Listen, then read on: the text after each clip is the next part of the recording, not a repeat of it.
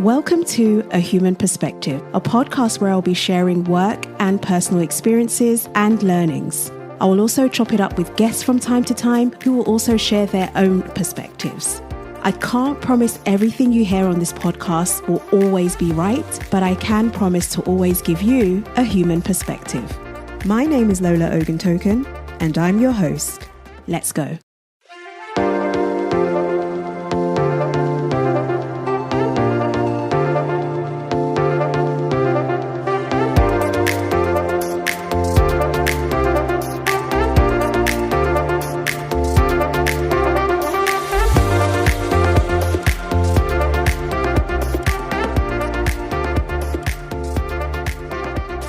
On today's episode of A Human Perspective, we have Tim Carter. Tim does partnerships consulting and he also coaches on ecosystems. I've actually worked with him in a previous company. He's also worked for some great companies and on some amazing projects, which he'll talk about during this episode. Ex-Google and previously worked at Symbian as well. Welcome to the podcast, Tim. It's lovely to have you. Thanks for joining me. Thank you, Lola. I'm very excited. It's my first podcast. Woohoo! First of many, hopefully.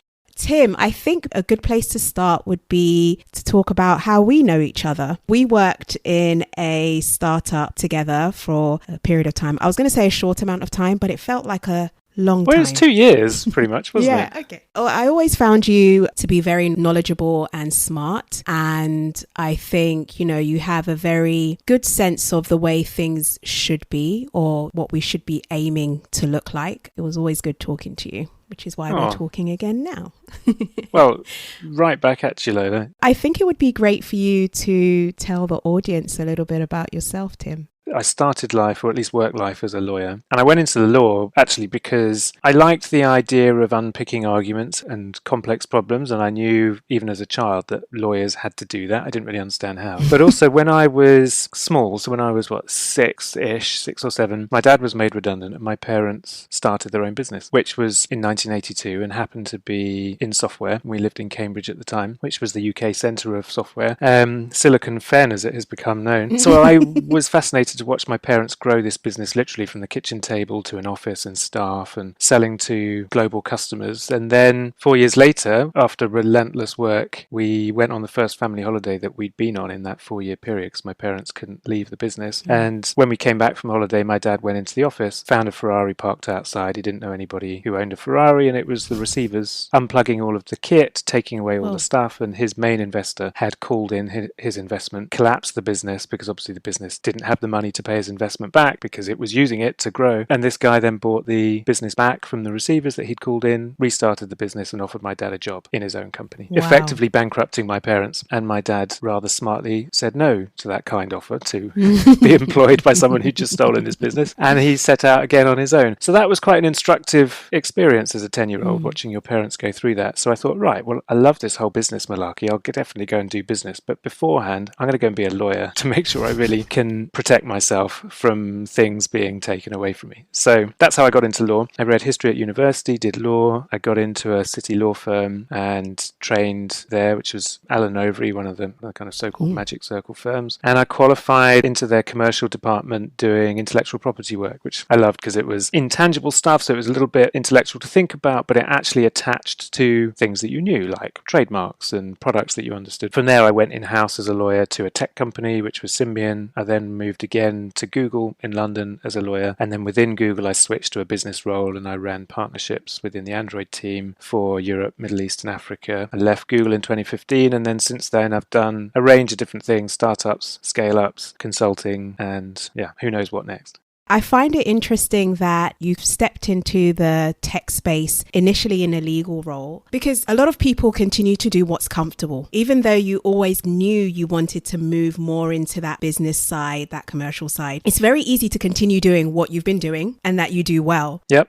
What made you really kind of take that leap, so to speak? It's effectively a career change.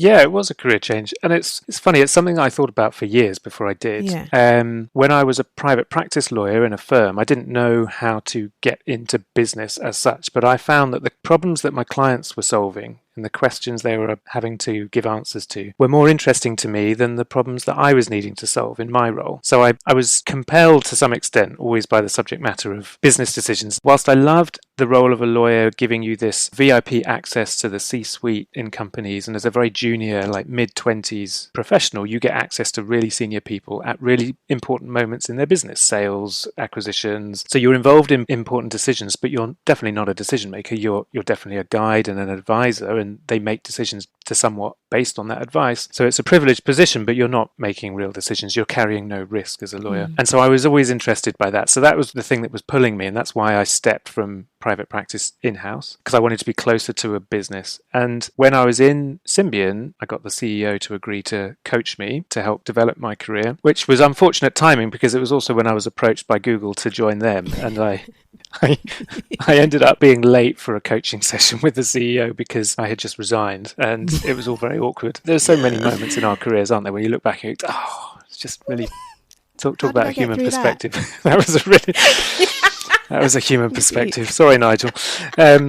Anyway, so within Symbian, I was being coached to either go into a sales role or a product management role. I'd already decided to leave the legal team, and the CEO was sort of helping me work through what those choices meant. And I had offers from both the sales team and the product management team to join them. And I was anxious because I didn't feel like I was a pure salesperson, which is definitely proved by my career. I'm not a sales professional, and I'm not technical. And so I was anxious about going into a technical product management role without knowing how to code. I lacked confidence to do either of those. And then when I was talking to Google about joining them, they wanted lawyers that had telecoms and software experience, which of course I did, because Google was trying to push itself much more into the mobile space, trying to work out how to make services for mobile users. But I didn't like the intangible nature of Google. It was just a website. This was 2007, so it was already a huge company, Google, massively successful, big brand. But I was working on software that went into mobile phones that you saw in shops and on the street. I didn't know anything about the internet, so I was a bit anxious about going to a web company. So I spoke to my wife, which I always do when I have difficult decisions to make, and as ever, she gave me the right advice, which is, don't be an idiot, go to Google.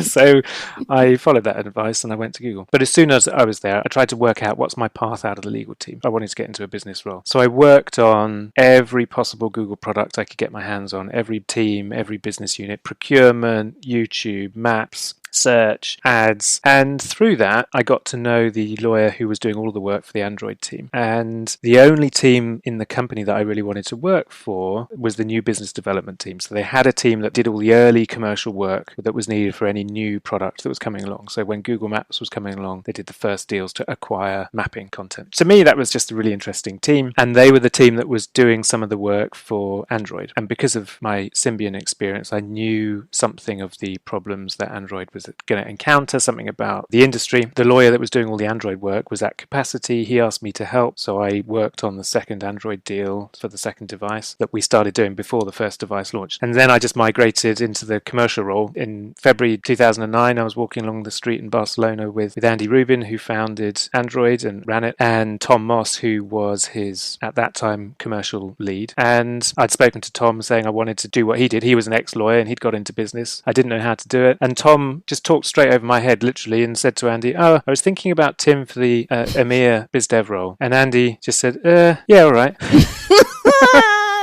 So that was it. That was my interview done. I mean, I guess my interview was doing the deal. Well, you created the opportunity by telling people, by being open about what you needed and wanted. You made the right moves, but people don't know what you want unless you say something. And that created an opportunity. I find that so important. What I'm doing now is much more consulting. I don't have an employer as such, apart from my own business. And I have found being very transparent, being open, proactively talking about your known unknowns, what you want to understand and don't. And for some ways, it's so much easier than to talk about what you do know and what you are capable of. And it depends on your personality. But I'm much better at saying, I don't know anything about that, but I'm curious. How do you do this? And it opens up opportunities to you. You're quite right. What were some of the unexpected differences moving from a legal firm to a commercial or product-led firm?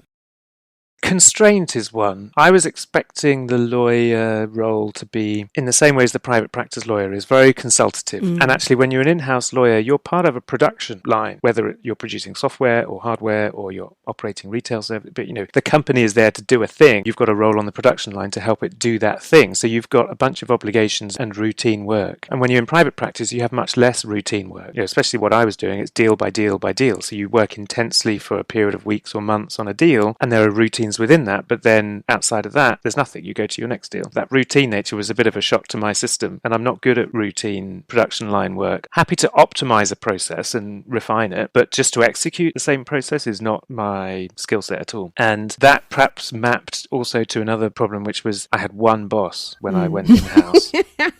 And again, when you're working in a firm, you might work for one partner more generally than others. Especially as a junior lawyer, you're stuck on whatever deal is going by whichever partner needs people at the time. So you don't have just one boss. And having just one boss means, you're very exposed to the quality of that relationship and whether it serves you or not.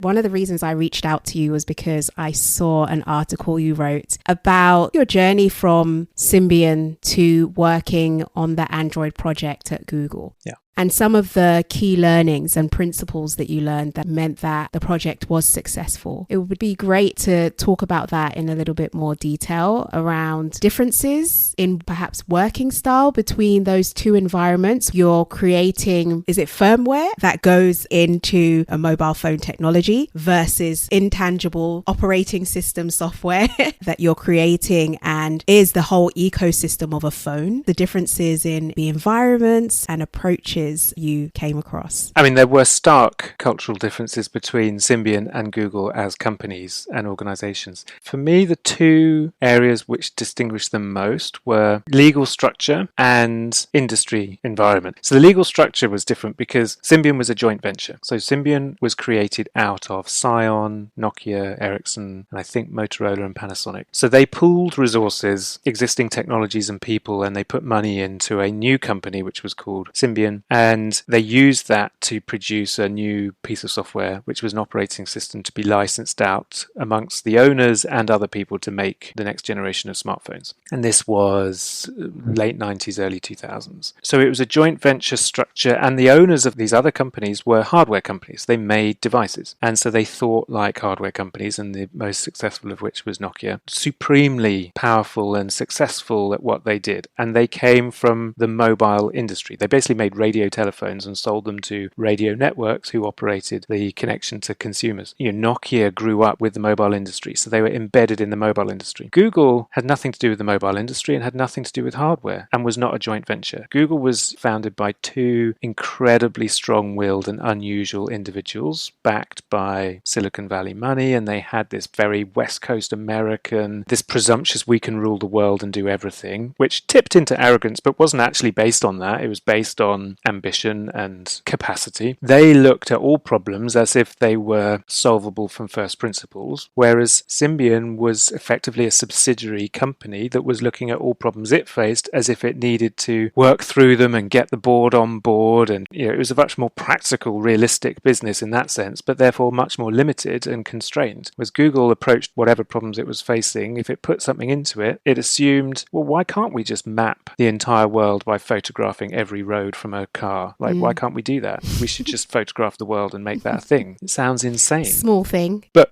Google Street View exists, right? Yeah, it does. It's just, when you say it out loud. And why can't we just download the internet on a server, index it, and then serve results? And so Larry's first project, famously, that's what he did. He said to his PhD supervisor, I'm going to download the internet. It'll take a week. And even then it took long. That expresses itself so strongly in the culture.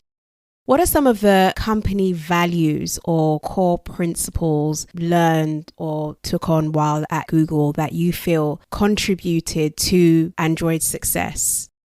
Android had a few principles that it defined for itself that it used to explain itself to the people it wanted to influence. And these were principles crafted out of a lot of grassroots experience and a lot of failures of all the various different people that were pulled together to create the Android team. And they learned from those failures and they solved for each of them within Android. And that became effectively the summation of all these people's knowledge and experience. And those also leveraged Google's. The idea that the technology itself had to be open source. If you were going to persuade technical people to to pick up a new technology. They've got to learn new skills. The tools are not going to be there. The environments that they're going to be building in are going to be pretty basic at the beginning. So you've got to persuade them that this is something that is credible and is going to work for them. And you've got to therefore lower the on-ramp to their experience. Making it free, then it had to be complete. So the mobile industry was littered with software that was a component and needed finishing. And Android was insistent, like, no, this is going to be complete. You download it, you load it on a phone, and let's go. In reality, never has achieved literally that, but it was the most complete system. And so those Android-specific things, which were developed into a business model, tied together very closely with the Google ones of build for the power user, build a level playing field, and then beat everybody on the playing field that you've built. That's kind of the Google platform mentality. And the reason Google wants a level playing field is because it's building a playing field that it otherwise wouldn't have access to. Larry and Sergey, they bought Android because they were fed up with the difficulty of building great products and services on mobile phones. As the Android team, we had to be very clear about our role as distinct from Google. So we had some principles that we applied to keep Google at a distance from crushing what we were building in the Android ecosystem, because Google is a proprietary business. And although its business model is much more based on large-scale partnerships and having a large number of B2B customers buying advertising or whatever, but Google exists to make money. And something about the Android ecosystem conflicts with that, because it's saying, no, we're going to leave a lot of that money on the table for other people in the ecosystem to make. We're not going to seek to make all of the money out of the devices and all of the money out of the apps. Developers need to make a living out of the App Store, and device manufacturers need to make a living selling devices. Whereas if you're Apple, for example, you have a different business model. You need to make money out of devices first and foremost. One of the principles that you did share in your article is boundaries define scope, which is interesting because boundaries are seen as limiting, and then scope is seen as something that's wider than that. I don't know, when you think of the words in a pure sense, but actually, even in the most flexible sense, you still need boundaries in order to make things work. Everything that we do has boundaries, and freedom can't exist without boundaries, because if you've got complete freedom, there is no freedom. It's just is, right? It's just atoms flying around and just doing nothing. The only way you can maintain the rules and have a growing ecosystem is that you have a relentless and furious pace of development. It was an ultra-marathon distance, but at a sprint. I've never seen a team of people, let alone a team of engineers, work so relentlessly hard and be pushed so hard. To deliver against those boundaries, you've got to deliver new features, and they've got to be coherent over time. They've got to be consistent. They've got to work. Yeah. You can't lose data. You can't crash devices. You can't crash the networks. It was relentless. And I think that's one side of building a product that is a leader in its space that I think people take for granted. I think people like the idea of working for certain companies or on certain projects. Even if you were to work at SpaceX, you're not having fun there, okay? Yeah, brutal. They are number one for a reason. That means there is no air, like there's no room. Yes, there are going to be mistakes, but you get up immediately and you try again, Yeah. It's actually very gritty working in those spaces. It's grueling having to work so intensely. It's not just about having a logo over your head, chilling and things are happening. No, it doesn't work that way. You create the reality that has been envisioned, and that is tough. Yeah, you're right. It's really tough. And when you're at that stage of a business, or at that point in a business's crisis point, because it happens in mature businesses as well, you have to find a way of having a life that incorporates your work rather than sits alongside it. And you're very exposed in immature teams and immature businesses to the fact that your culture is developing at the same time as you're producing your products. You're finding your business relationships, which influence your culture. And often those teams are led by people who, maybe don't have a lot of experience of managing teams or complex teams with large numbers of people, or even if they do, they are under the most pressure. And sometimes founders are not very sympathetic characters because the characteristics that enable them to have that almost arrogant, well, I can do this better perception. We all look at things all the time and say, well, I could do that better. Yeah. Very few of us actually put our effort and other people's money as well as our own where our mouths are. And it takes a certain grit to do that, and to work alongside those people when they're doing good work is the most rewarding thing you can do as an employee, but it's fluke if you get it. I was very lucky to have found myself in the right place at the right time with the right skills to get onto the Android team when it was still relatively fresh. We hadn't launched a device when I started working on it, and it was a unique moment in time, and it was unique within Google. So based on this experience that you've had moving from a law firm into product-led businesses, your experience working on Android and at the pace and velocity that things were moving and developing, if you were to work with a startup today and they had similar plans, what advice would you give them? You've got to be relentless. It is a sprint. And the faster you're running, the more you can change direction to course correct. I mean, we always joke that Larry, for example, when he was running Google, it was an oil tanker. He'd handbrake turn the oil tanker. You've got to be prepared to fundamentally change course based on what you've learned. Don't be pig-headed. And the quicker you make decisions, the more time you're giving yourself in the future to correct them if they're wrong. Andy, for example, from my time on Android, he would make decisions as late as he possibly could. So he'd gather as much information as he could. And sometimes he'd delay signing a contract for months. He was waiting for other things to align, and it would cause a lot of consternation. So he would delay making those sorts of decisions, but when he made a decision, it was a decision, and we did it, and everybody was aligned behind that. It didn't matter what effort he was disrupting. So one decision might take a long time, but he was making those decisions all day, every day. So actually, the rate of decision making was a furious pace. So I think make decisions fast, act on those decisions instantly you've made them, because actually making a decision and then not acting on it is not making a decision. So make a decision and then instantly pivot the entire, whether it's your time or your team's time, your marketing or your product of it, whatever it is, instantly change it based on having made that decision. And don't worry about the fact that it might be imperfect. Be comfortable that it's definitely imperfect, but you course correct the whole time. It's like a boat tacking against the wind. Your net progress is forward, even though every step looks like it's a bit of a wiggle. Be relentless, execute on your decisions, and don't confuse purpose with arrogance. You have insight, you have purpose, you're a founder, you're a startup team, so you've got some gumption, you've got energy, brilliant. That doesn't mean you know anything. You've got to be humble enough to listen, you've got to be curious. So you've got to have that drive, decide, execute fast, and constantly be alert and listen to the people. You've got to be discerning who you listen to, but that's practice and skill. So getting that balance is what successful businesses do. You've talked about Google like it's a tanker and then, all of a sudden handbrake could be pulled. How did they manage to keep people bought in with those kind of changes going on with so many people impacted and involved? How did they manage to get the workforce to stay the course regardless of the decision made? That's tough. Communication and credibility are the two words that immediately come to mind. The communication was generally transparent and it was direct from the horse's mouth. So Larry, Sergey, the senior managers, the top level managers in the business, Eric, when he was CEO, they spoke directly to the company. Really extreme level of communication and transparency about what they thought. They didn't always agree in public, so they'd have debates. On your first day as a Googler, you could raise a public question at TGIF and ask the founders a really searing question, and there was no embarrassment about it. Nice. There was no politics about it because, Google definitely has its faults. At its heart was a bunch of people trying to do something effective and they knew they couldn't do it alone, so they wanted this collaboration. So that's communication. And the credibility factor is that, again, from the senior leadership down, they could listen, they could code, they were smart, they could understand business models, they could understand technical architecture. They didn't always listen to advice. And when I joined the company as a lawyer, I was amazed that legal advice was just one input. And if a lawyer said no, often they would do it anyway.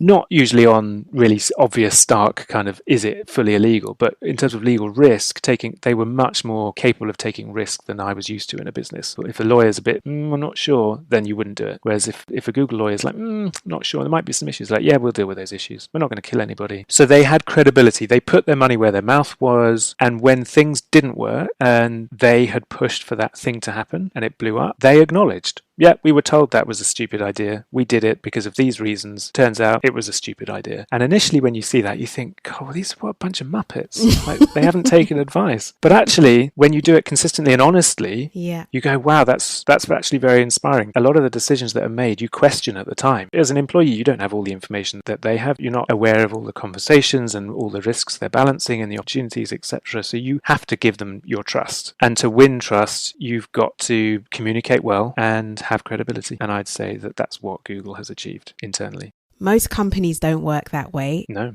they don't. It takes a lot. I was going to use a word, but I don't want to. A lot of confidence. Cojones. Yeah, exactly. That was It does. It takes a lot of cojones to work in that way. I think it takes self-esteem. Yes. and I do this a lot, and I'm trying to do it less. I'm trying to separate self-confidence from self-esteem. And you can have very high self-confidence and low self-esteem, and I think that's really damaging for the people around you. I think if you have very high self-esteem and very low confidence, that can also be damaging. But fundamentally, if you value yourself, if you have high self-esteem that's not overweening, then everything you do by default and definition relates to a consistent set of principles. You behave in a trustworthy way. And I think, especially when we're talking about startups, the way that investors and other people talk about founders is to promote self-confidence, not self-esteem. And I think that can be a mistake. And, I really like them. They spoke really well. And yeah, they're going to knock down the barriers and they're going to redefine the industry and they've got great self-confidence. Like the most successful people, they may have very high self-confidence, but it's really their self-esteem that is their impregnability. Absolutely. You're so right. And when I think about the differences between the two, I just feel like with a high self-esteem, there's room for humility. Whereas when self-confidence is high, it can be like a raging bull. Exactly. Yep. Tim, thank you so much for your time. As always, great conversation. It was good to talk to you about your experience moving from a legal firm into a product-led company, into a business like Google. Android has impacted the world. Yeah. And being there at, some of the starter stages of that pivot happening is pretty amazing. So thank you so much for sharing your experience and your learnings there. And thank you for joining us on this episode of A Human Perspective. Thank you for having me and for the invitation. I really enjoyed the conversation. Thank you, Lola.